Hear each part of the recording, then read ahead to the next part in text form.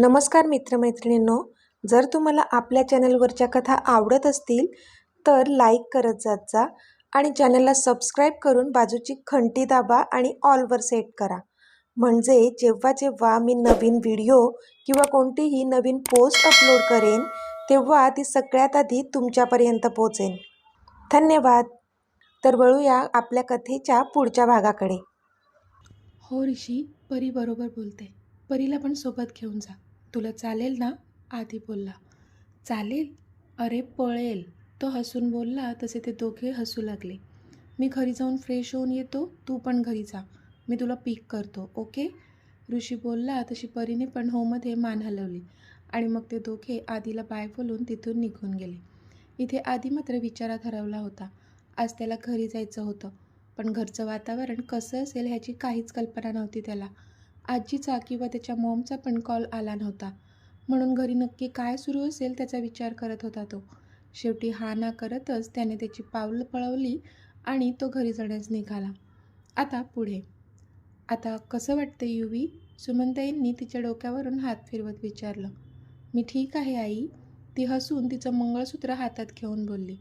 आता ह्या क्षणी खुश होती ती, आणि ती खुशी फक्त आधीमुळे तिच्या चेहऱ्यावर आली होती हे सुद्धा सुमनताईंना कळत होतं, कारण कधीपासून तोच तिच्याजवळ होता. सुमनताई तिच्याजवळ एकटक बघत होत्या. मग हळूच त्यांनी स्वतःच्या डोळ्यांतले अश्रू पुसले. युवी, भूक लागली असेल ना बाळा? कालपासून तू काहीच खाल्लं नाहीस, सुमनताई बोलल्या. मला नाही आई भूक, ती इवलंसं तोंड करत बोलली. अशी कशी नाही आहे भूक? कालपासून काहीच तर खाल्लं नाही आहेस तू. थोडंसं खाऊन घे, त्या बोलल्या. तुम्ही दोघींनी काही खाल्लं का? तिने विचारलं, कारण त्या दोघींनी पण कालपासून काहीच खाल्लं नसेल माहीत होतं तिला. आमचं राहू दे, तू काहीतरी खाऊन घे, तुला गरज आहे, त्या बोलल्या. आई, मला तर ग्लुकोज लावली आहे अगं, खरी गरज तुम्हाला आहे. प्लीज तुम्ही खाऊन घ्या काहीतरी, ती बोलली. बरं बाई, आम्ही खाऊन घेतो, मग तर झालं, त्या बोलल्या. तशी तिने हसून होमध्ये मान हलवली. नर्स, सुमनताईंनी आवाज दिला तशी त्या नर्सने एक बटन दाबलं आणि मग एक स्टाफ युविकासाठी नाश्ता घेऊन आला. हॉस्पिटलचाच नाश्ता होता तो, पौष्टिक. सुमनताईंनी स्वतःच्या हाताने तिला भरवलं. तिने पण आनंदाने नाश्ता केला. सुमनताई मुलीसाठी तर खुश होत्या, पण त्यांच्या डोक्यात पण हजार विचार घुमत होते. डोळ्यांसमोर आकांक्षाचा तो पडलेला चेहरा येत होता. त्या आता आपल्याबद्दल कसा विचार करत असतील, युवीबद्दल कसा विचार करत असतील, अक्षय खरा आहे की खोटा? आता एवढं सगळं घडून गेल्यानंतर इनामदार आपल्या मुलीला त्यांच्या घरची सून म्हणून स्वीकारतील का? भले त्यांना ह्याची प्रचिती आली होती की आदित्य युविकाला जोडीदार म्हणून 100% सुखात ठेवेल, पण तिला आयुष्यात फॅमिलीचं पण सुख मिळावं एवढंच काय ते वाटत होतं त्यांना. शेवटी त्या एक आई होत्या. स्वतःच्या मुलीसाठी जीव तुटत होता त्यांचा. काय झालं आई? सुमनताईंना विचारात हरवलेलं पाहून युवीने विचारलं. तशा त्या भानावर आल्या. नाही, काही नाही, त्या हसून बोलल्या. पण त्या हसण्यामागचं दुःख युवीला कळत होतं. आई, इनामदारांकडून कोणीच नाही आलं का इथे? युविकाने विचारलं. तशा मात्र सुमनताई तिच्याकडे बघत राहिल्या, कारण आत्ता तिला काय उत्तर द्यावं कळत नव्हतं त्यांना, कारण आजी आणि प्रतीक्षा सोडलं तर कोणीच तर आलं नव्हतं तिला भेटायला. मिळालं मला उत्तर, सुमनताईंनी मान खाली घातली. त्यावर युवी बोलली. अगं तसं नाही, आधीच्या आजी आणि प्रतीक्षाताई आल्या होत्या काल, सुमनताई बोलल्या. आणि आत्तू? युवीने विचारलं. तसे मात्र सुमनताईंचे डोळे भरले आणि इथे युवीने एक दीर्घ श्वास घेतला. मी पण ना मूर्खच आहे. एवढं सगळं घडून गेलेलं असताना मी एक्सपेक्टच तरी कशी करू शकते की आत्तू इथे येईल? युविका रडत रडत बोलली. पण सुमनताईंनी तिला मिठीत घेतलं. नको रडू युवी, जे व्हायचं ते होऊन गेलंय, सुमनताई बोलल्या. मला कळतंय आई, पण काय करू गं? माझं जसं आधीवर खूप प्रेम आहे तेवढंच आत्तूवर सुद्धा आहे, युवी रडतच बोलली. पण सुमनताईंना मात्र ह्यावर काय बोलावं कळत नव्हतं, कारण खरंच तर बोलत होती ती. मागच्या 2 दिवसात असं काही घडून गेलेलं की आता आकांक्षा नक्कीच रागात आहेत आणि त्या आपल्याला माफ करतील की नाही हे देखील त्यांना माहीत नव्हतं. तू जास्त विचार करू नकोस, होईल सगळं नीट. परिस्थिती कधी बदलेल माहीत नव्हतं त्यांना, तरी त्या तिला धीर देत होत्या, कारण सगळ्यात जास्त महत्त्वाचं आत्ता तिची तब्येत होती त्यांच्यासाठी. मग ती पण शांत झाली थोड्या वेळाने. आई चल आपण पण काहीतरी खाऊन घेऊ बाहेर जाऊन, मला भूक लागली आहे, मीही का तोंड बारीक करत बोलली. हो आई तुम्ही खाऊन या काहीतरी, युवी बोलली. तशी सुमनताईंनी मान हलवली. चल मिहू, सुमनताई बोलल्या. तोच एक नर्स आत आली. मॅडम हे तुमच्यासाठी दिले, ती नर्स बोलली. तशा सुमनताईंसोबत युवी आणि मिहू पण तिच्याकडे पाहू लागल्या. काय आहे हे, सुमनताईंनी विचारलं. नाश्ता आहे, ते ह्यांचे मिस्टर इथे होते ना, त्यांनी त्यांच्या एका स्टाफला हा नाश्ता घेऊन पाठवले, ती नर्स बोलली. तशा सुमनताई आश्चर्याने युवीकडे पाहू लागल्या. त्यांना कळतच नव्हतं की ह्यावर काय रिॲक्ट व्हावं. म्हणजे आधीच्या मनाची आता किती बिकट परिस्थिती होती हे सगळ्यांनाच माहीत होतं. आणि असं असूनही तो ह्या दोघींसाठी नाश्ता पाठवायला मात्र विसरला नव्हता. युवीच्या तर डोळ्यातून पाणीच आलं. कुठे आहे आधी, तिने विचारलं. मला नाही माहीत मॅडम, कारण ते बाहेर नाही आहेत आता, ती नर्स बोलली. बाहेर नाही आहे, कुठे गेला असेल आधी, युविका विचार करत बोलली. आणि तिने मिहूकडे तिचा फोन मागितला. तिने लगेचच आधीचा नंबर डायल केला आणि इथे एका रिंगमध्येच त्याने कॉल देखील उचलला. हां बोल मिहू, काय झालं, युवी ठीक आहे ना, त्याने काळजीने विचारलं. तसं तिला तर पुन्हा भरून आलं. कुठे आहेस तू, तिने भरल्या आवाजाने विचारलं. तसा त्याने एक सुस्कारा सोडला. युवी मी घरी चाललोय, तो बोलला. तसं तिच्या काळजात कळ उठली, कारण तिला पण माहीत होतं घरचं वातावरण नक्कीच चांगलं नसणार आहे. घरी, तिने विचारलं. हो घरी, अगं फ्रेश होऊन येतो पटकन, एखाद तासाने येईल मी, तो रिलॅक्स होत बोलला, कारण त्याला तिला अजून जास्त टेन्शन नव्हतं द्यायचं. ओके लवकर ये, मी वाट बघते, ती कशीबशी बोलली. येस स्वीटी, मी हा गेलो आणि हा आलो, ओके, तो हसून बोलला. बाय, ती बोलली. आणि तिने फोन कट करून एक सुस्कारा सोडला. तिला पण माहीत होतं की त्याला आता किती जास्त टेन्शन आलं असेल घरी जाण्याचं, पण तो दाखवत नाही आहे. आपण असे हॉस्पिटलमध्ये आहोत आणि सगळं मात्र त्याला एकट्यालाच सहन करावं लागणार होतं.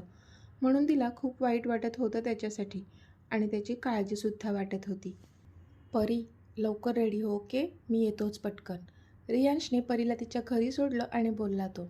हो चल बाय, ती बोलली. बाय, तो पण बोलला आणि निघून गेला. आणि परी पण आपल्या घरी गेली. परी कशी आहे का आता युविका, परीच्या आईने परी घरात शिरताच तिला विचारलं. आता ती बरी आहे आई, आउट ऑफ डेंजर आहे, परी घाईघाईत आत येत बोलली. देवाची कृपाच झाली म्हणायची, आई हात जोडून बोलली. तू पैस, मी लगेच तुझ्यासाठी पोहे घेऊन येते, कालपासून तू पण काही खाल्लं नाही आहेस ना, आई काळजीने बोलल्या. नको आई, आत्ता काहीच नको, मला लगेच निघायचं आहे, मी आंघोळीला जाते, परी घाईघाईत आत जात म्हणाली. तोच, परी थांब, बाबांचा कडक आवाज आला. तशी परीची पावलं जागीच थांबली. इकडे ये, बाबांनी बोलावलं. तशी ती बाबांजवळ गेली.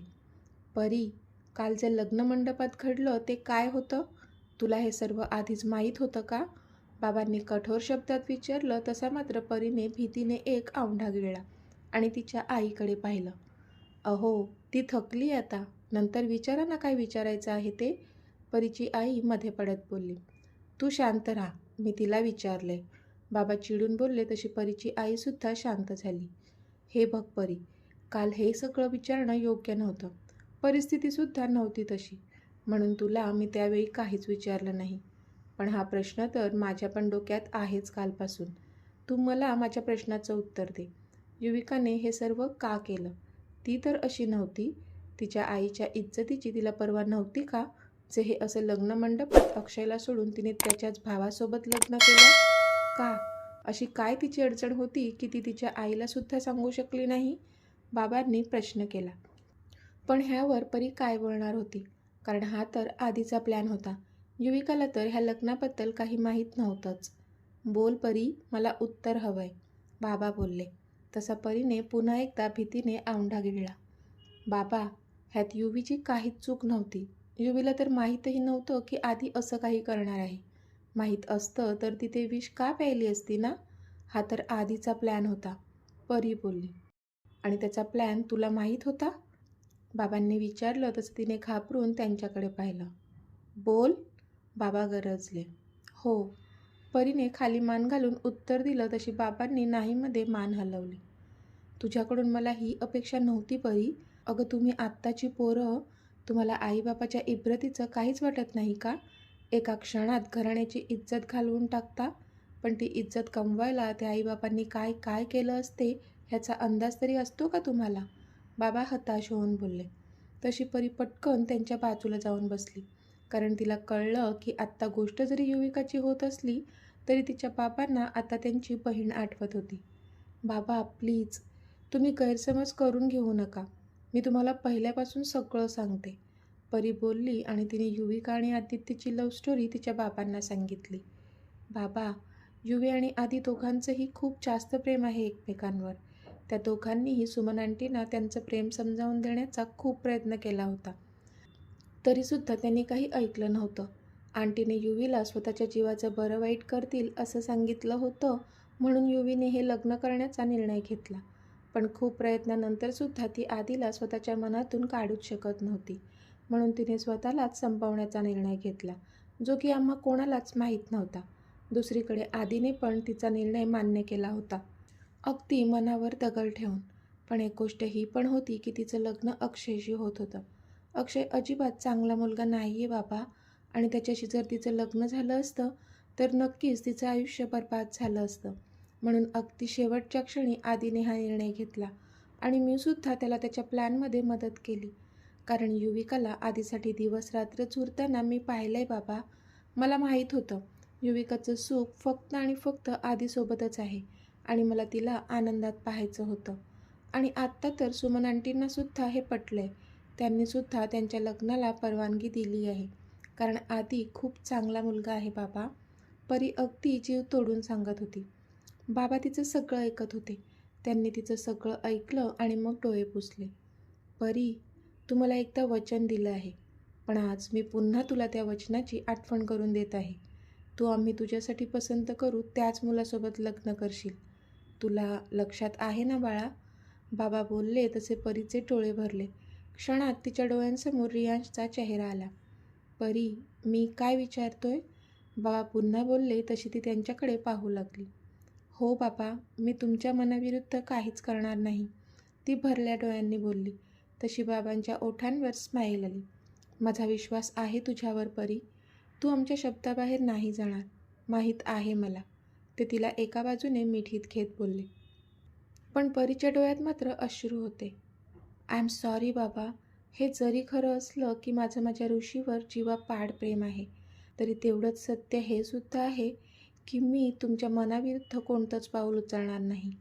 आम्ही दोघे मिळून तुम्हाला आणि आईला आमच्या नात्यासाठी नक्की तयार करू. ती मनातच तिच्या बाबांची माफी मागत होती. बरं जा आता, तुला जायचं आहे ना बाहेर?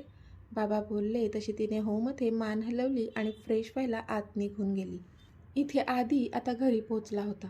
त्याने एक दीर्घ श्वास घेतला आणि दारातून आत गेला. त्याला माहीत होतं की सगळेजण त्याच्यावर प्रश्नांचा भडीमार करणार आहेत. तसा तो सगळ्यांच्या प्रश्नांना उत्तर देण्यासाठी सज्जसुद्धा होता. पण त्याच्या सुदैवाने आता लिव्हिंग एरियामध्ये कोणीच नव्हतं. ते बघून त्याने एक सुस्कारा सोडला आणि सरळ वर त्याच्या रूममध्ये गेला. सगळ्यात आधी तर तो बाथरूममध्ये शिरला आणि शॉवरखाली उभा राहिला. जसजसं शॉवरचं थंडगार पाणी त्याच्या अंगावर पडलं तसतसा त्याच्या शरीरातला क्षीण बाहेर पडू लागला. कालपासून खूपच थकला होता तो, शरीराने आणि मनाने सुद्धा. बराच वेळ त्या शॉवरखाली उभा होता तो. खूप सारे विचार मनात खोळत होते. एका बाजूला त्याचं प्रेम होतं, युविका, जी आत्ता जरी आउट ऑफ डेंजर असली तरी अजूनही तिच्यावरचा धोका टळला नव्हता. आणि दुसऱ्या बाजूला होती त्याची नाती, रक्ताची नाती, त्याचं पूर्ण कुटुंब, जे आता त्याच्या विरुद्ध उभं होतं. कसं सावरू शकत होता तो स्वतःला, पण तरीसुद्धा स्वतःला स्ट्रॉंग करून उभा राहणार होता तो त्याच्या घरच्यांच्या समोर, फक्त त्याच्या प्रेमासाठी. कारण तो सुद्धा खरा होता, त्याचं प्रेम पण खरं होतं, आणि त्याची बाजूसुद्धा सत्याचीच होती. तो रेडी झाला. त्याने घड्याळात पाहिलं तर आता 8 वाजले होते. तो पटकन रेडी झाला आणि हॉस्पिटलला जाण्यासाठी निघाला. स्टेअर उतरून खाली येतच होता की त्याने पाहिलं लिव्हिंग रूममध्ये सगळेच जण बसले होते. तशी वेगाने धावणारी पावलं त्याची थोडी स्लो झाली. त्याने एकदा त्यांच्याकडे पाहिलं आणि पुन्हा त्यांना इग्नोर करून तो सरळ दरवाजाच्या दिशेने गेला. इतक्यात, थांब आदित्य, आजोबांचा खणखणीत आवाज आला तसा वेगाने बाहेर जाणारा तो जागीच थांबला आणि त्याने डोळे कच्च मिटले, कारण आजोबांनी त्याला आधी हाक न मारता आदित्य म्हणून हाक मारली होती. तर मित्रमैत्रिणींनो, आजचा भाग तुम्हाला कसा वाटला ते मला कमेंटमध्ये सांगा.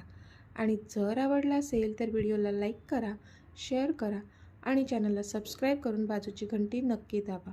चला तर भेटूया आपल्या पुढच्या भागात. तोपर्यंत धन्यवाद.